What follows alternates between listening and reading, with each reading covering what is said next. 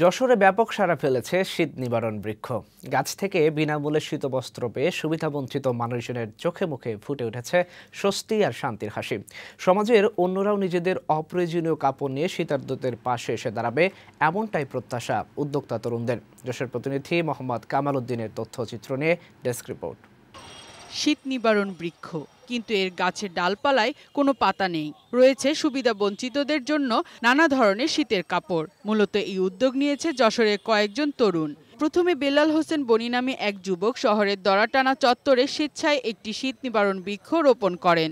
পরে যোগ দেন সিরাজুল ইসলাম, তাজুল ইসলাম, রাজু, তানভীর আহমেদ সহ আরও অনেকে। ফেসবুকে গ্রুপের মাধ্যমে সংঘবদ্ধ হয়ে শীতবস্ত্র সংগ্রহের কাজটি শুরু করে তারা। প্রথম দিকে নিজেদের পুরনো শীতের কাপড় দিয়ে বৃক্ষটি সাজাতে শুরু করলেও ধীরে ধীরে যোগ দেন অনেক সাধারণ মানুষও। শুধু তাই নয়, তরুণরা একটি মোবাইল নম্বরও দিয়ে রেখেছে গাছের পাশে। কাপড় দিতে ইচ্ছুক কেউ যদি আসতে না পারেন, তাহলে ফোন করলেই কাপড় সংগ্রহ করে নেন এই তরুণরা।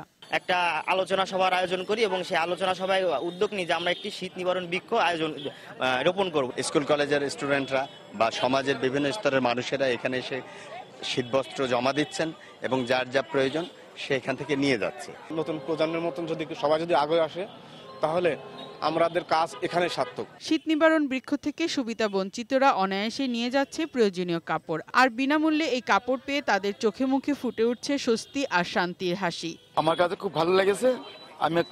আমার কিনা ক্ষমতা নেই, আমি এখানে এসে দেখলাম যখন পালাম, ভাই বিরাদা আমারে সেটা খুশি হয়েছে। এই তরুণদের মতো অন্যরাও নিজ নিজ জায়গা থেকে সুবিধা বঞ্চিত শীতার্তদের পাশে এসে দাঁড়াবে, এমনটাই প্রত্যাশা সবার।